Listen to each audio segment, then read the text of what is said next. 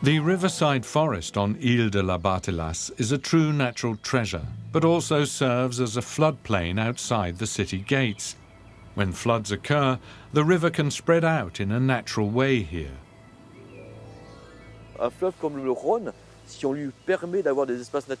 When we leave a river like the Rhône enough space, when we don't fight against flooding, the groundwater is replenished and cleansed. But when we have a channeled, closed river, the water rushes down to the sea and can't seep into the ground. If we create open spaces and places on the river at which it's able to spill over the banks during high water, the groundwater is automatically replenished. It's fantastic and practically free.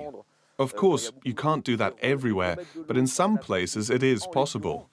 And those would also be natural spaces where birds, turtles, otters and beavers could live. This is the challenge. In the long run, we must share more again, and that means all of us together, not one profession against another, but everyone together.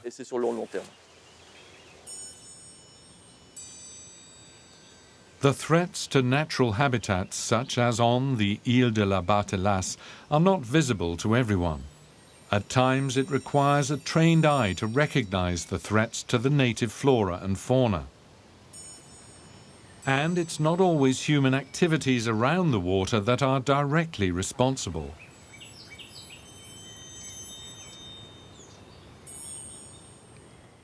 We are standing next to a plant called the bastard indigo bush. It is an invasive species originally from North America. It produces a toxin that impedes the growth of other plants. The natural vegetation is essentially suffocated by it, and the area becomes very monotone. That has a strong effect on biodiversity, perhaps even greater than that of re-engineering the rivers. Those changes can be remedied, but we have no chance against the bastard indigo bush.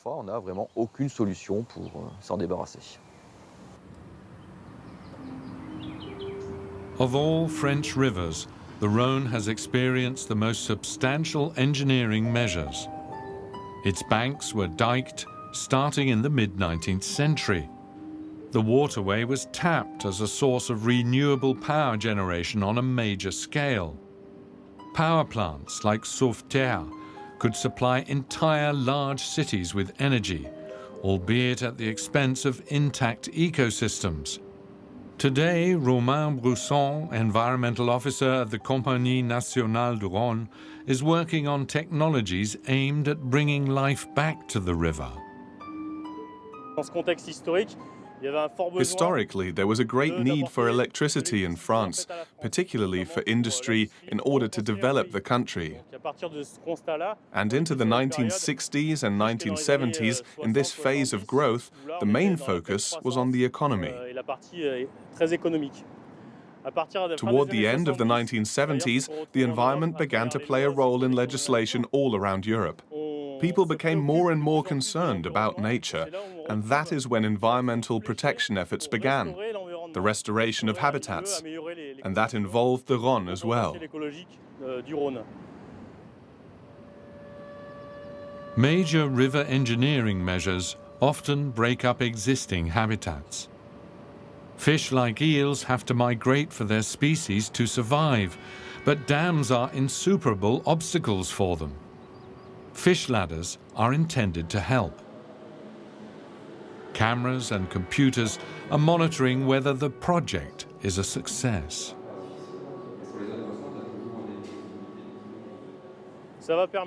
This also shows us which fish pass by here, how many, which species, their sizes, and even their weight can be determined. All of this is done by a camera that is filming all the time. The surveys have shown that the migration of the eels and other species has indeed rebounded.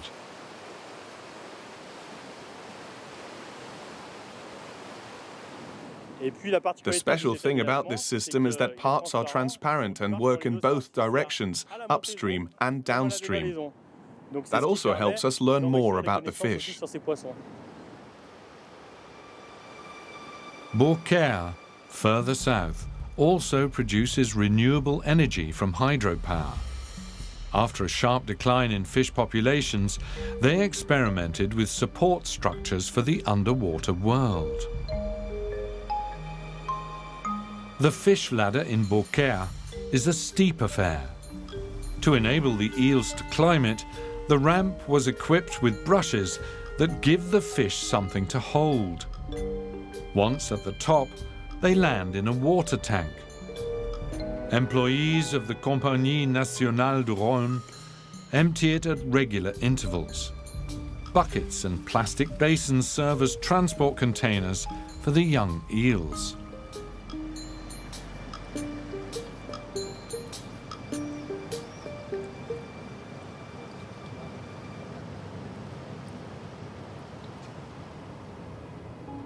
Now we venture further upstream by car, on a small spit of land that separates the Rhône from its tributary, the Gardon.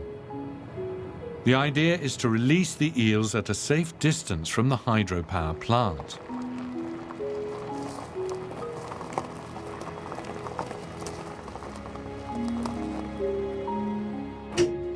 What would appear to be a rather elaborate method for bringing a few fish upstream also revives a cycle that had been interrupted for a long time.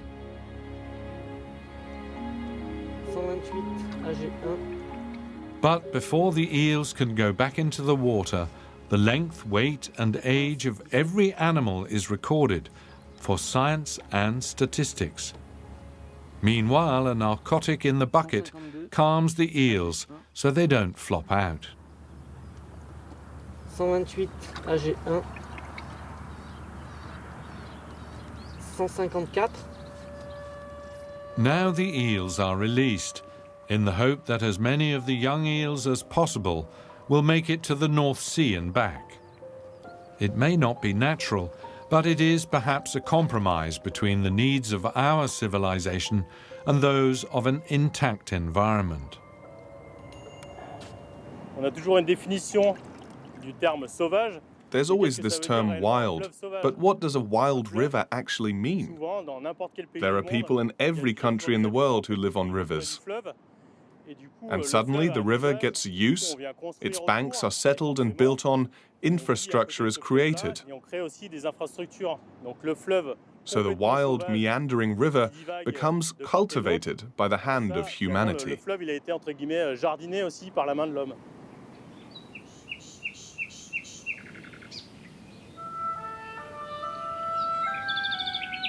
The wild, natural Rhône reveals itself a bit further upstream.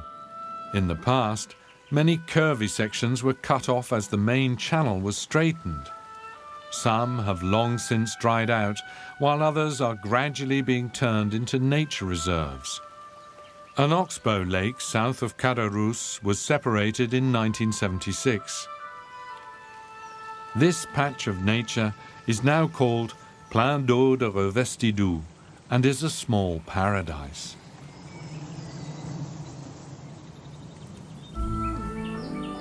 Île Vieille, Old Island, is the name of the plot of land that separates the modern from the old river landscape, which shows its natural face here.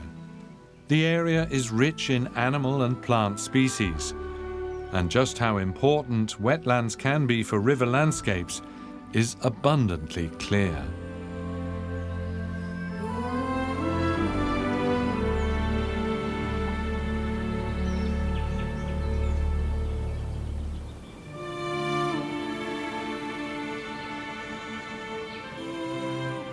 The journey takes us to the Châteauneuf-du-Pape wine-growing region, known for its diversity of grape varieties and chalky soils. Crowned by a castle ruin of the popes of Avignon, the town, visible from afar, sits atop a hill 2 kilometers from the Rhône.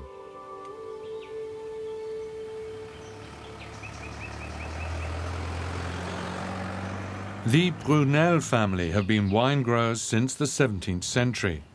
Their home, the Château de la Gardine, was bought in 1945. Today, its cellars house the results of many decades' worth of work.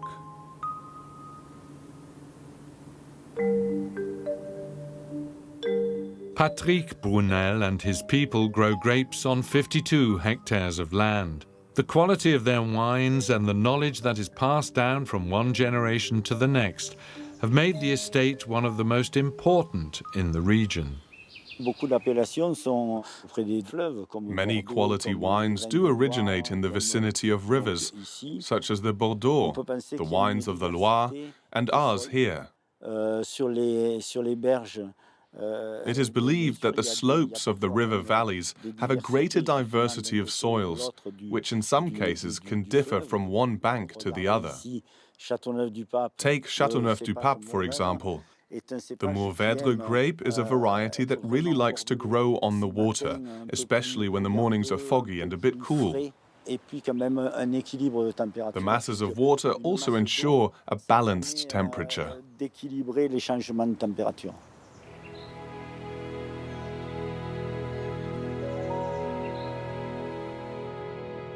We continue further upstream.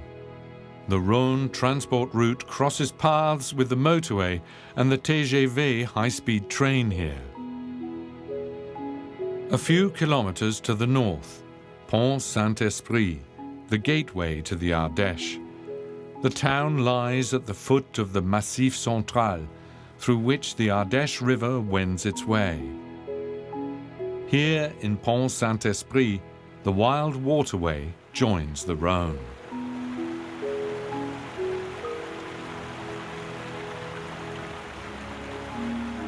The roughly 900-meter-long stone arch bridge was built around the year 1300 and is the oldest existing one of its kind over the Rhône.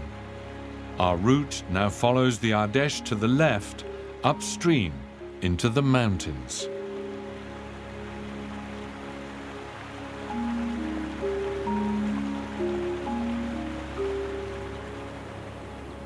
Over thousands of years, the river has eaten into the cast rock of the Massif Central, and thus, in its lower course, formed the 30-kilometer-long Gorge de l'Ardèche. Because the soils here can only absorb small amounts of water, severe high water and flooding are a regular occurrence. The spectacular landscape draws holidaymakers every year, and particularly water sports enthusiasts.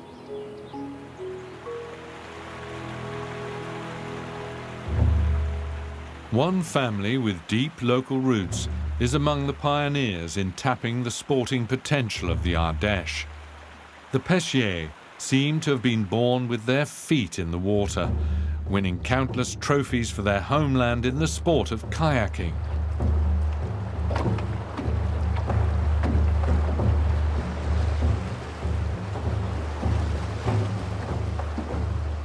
Father Claude Pêchier took the kayak single world championship back in 1969.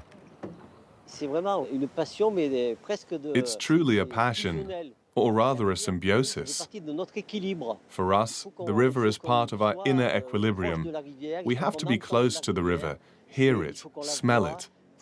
It's very important to us. His son, Benoit, is an Olympic gold medalist and trains the French national kayaking team. Even in their free time, they paddle the gorge in canoes time and again. It's the story of our family. I started thanks to my father. At first, I was a bit reserved because it was not easy for me to get close to the water. But when I really got into it, it was so much fun. His younger brother, Nicolas, also kayaks on the world championship level. Everything always brings us back to the water. It's the thing we always hold on to. In winter, in summer, actually always, everything in this region revolves around this river, the Ardèche.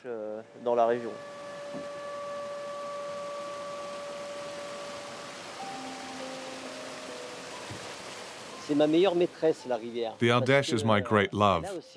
I have wonderful but also difficult moments with it when it is really running high. And it changes endlessly, day after day.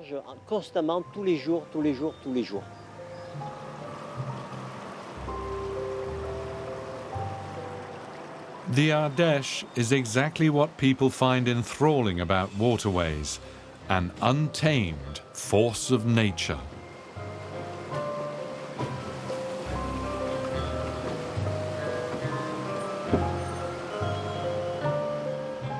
This is especially evident in the high season, when the tourists come in droves. Now, in spring, the numbers are modest.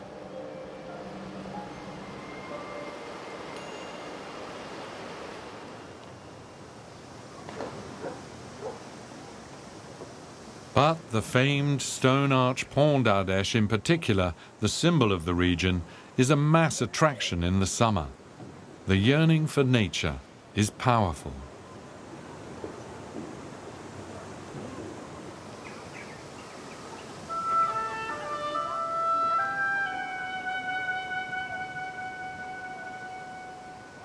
Not least due to the rising tourism in the region, a large part of the gorge de l'Ardèche is protected nature reserve areas, 1,500 hectares along the gorge. The aim is to protect threatened species above and under the water.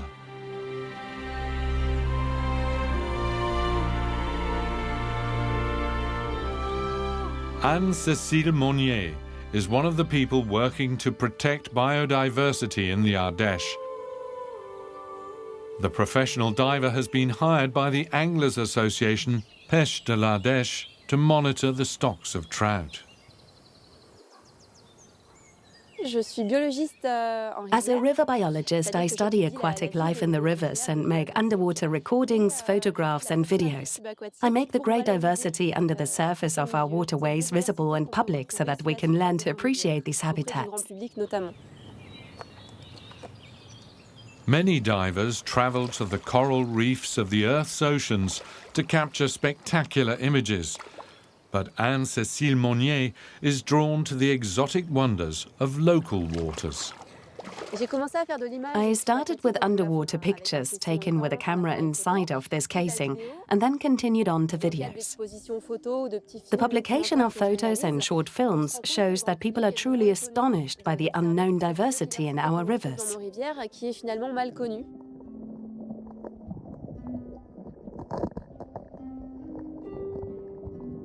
Her object of study today is trout. They really ought not to be here in summer because the water is too warm for them. And yet they are here. Why?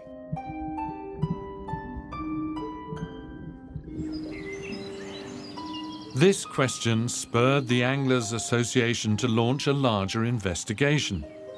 Divers are now regularly dispatched to determine any changes in the fish populations.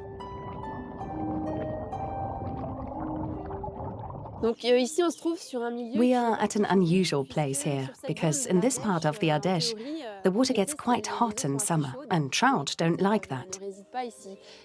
But thanks to inflows from the ground, which have a constant temperature of 12 to 14 degrees, the river water is cooled down here.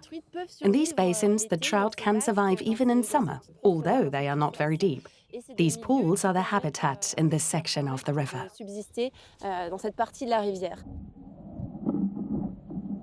During her dives, Anne-Cécile continually encounters crevices, passages and openings in the rock through which a current runs. The cool inflows of the Ardèche are part of a labyrinthine system of surface and subterranean waters that spans the entire region. Only a small fraction of the system is visible. The mountains are full of hidden crevices and caves through which the river runs underground as well.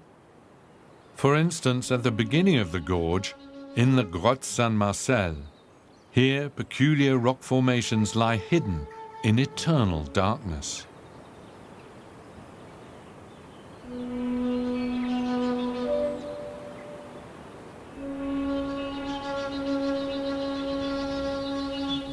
Far below, the tracks of the river become visible. Formations in the rock display evidence of flows, a so-called fossil river. kilometers of passages and galleries lead below ground, which speleologist Nicolas Brinsol has explored little by little. This cave is the largest in the Ardèche region, and it was hollowed out by a subterranean river, partly by the waters of the Ardèche of today, which also formed the famous canyon. This interconnected cave system is one of the largest in France. It's a wonderful playground for researchers who, by the way, have not yet uncovered all the secrets of the Grotte de Saint-Marcel, because there are multiple rooms here and galleries that are underwater. At 18 kilometers in length, it is the biggest underwater cave system in France that has been explored to date. Endless tours of exploration are possible here.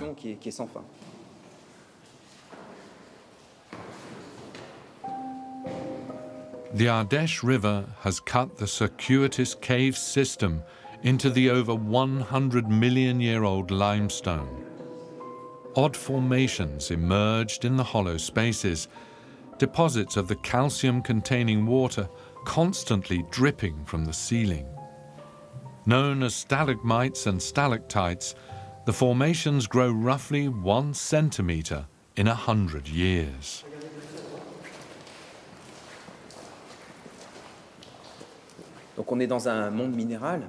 We are in a world of rock here, and without the light of our lamps, it would be pitch black. And there is this silence that envelops us. But we feel very well here. It is like a break with the outside world. There are colors, noises, smells. Of course, you hear something here too, drops of water that form the stalactites, and there are colors that are revealed by our lamps. But if you sit down here somewhere in the cave, it's almost like you're petrified. You can enjoy the silence that exists nowhere else.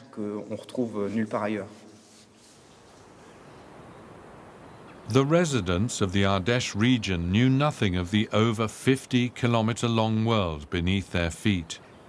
It wasn't until 1838 when a hunter stumbled upon the natural entrance to the cave. But many more decades would pass before a serious effort to explore the passages, rooms and galleries was undertaken. Exploration of the portion entirely underwater began with diving expeditions in the 1980s. Today, a system of 57 kilometers in length has been explored. A small part of the grotte is also accessible to day visitors, with professional guides like Nicolas Brinsol. Crystals have formed out of calcite here. Rainwater with carbon oxides dissolved the limestone. Above us is a 100-meter thick layer of rock. We must protect this cave's history, thousands of years in the making.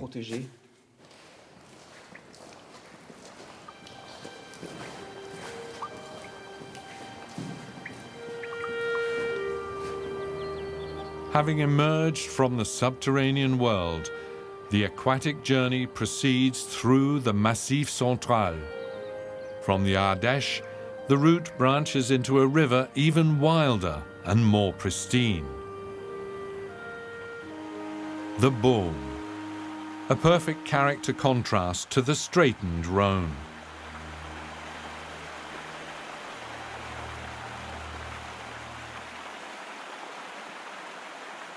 This whitewater river is just about 40 kilometers long, and its economic utility for humans minimal. Even as a waterway, it serves only expert kayakers at most. For all that, the Beaume illustrates what waterways used to look like. It is also a popular destination for fly fishers. This special style uses the weight of the fishing line and a refined casting technique to draw trout to the surface.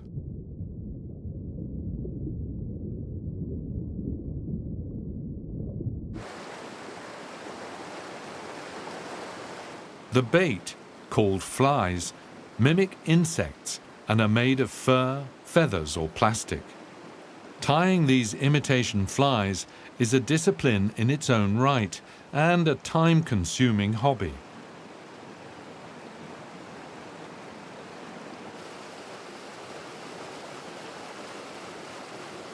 For brook trout, aquatic insects are the top item on the menu.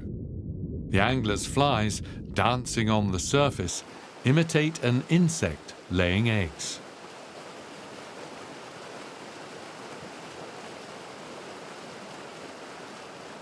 Beyond the technique, patience is the highest virtue of the fly fisher.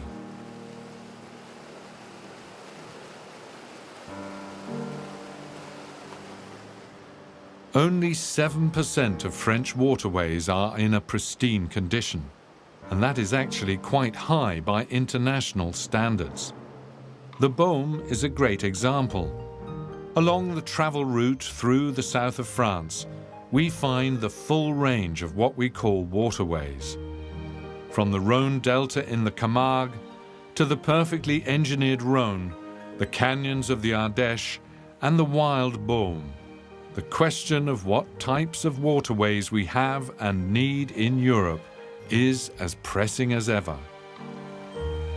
Whether our mix of structure and nature is well balanced will continue to occupy many generations to come.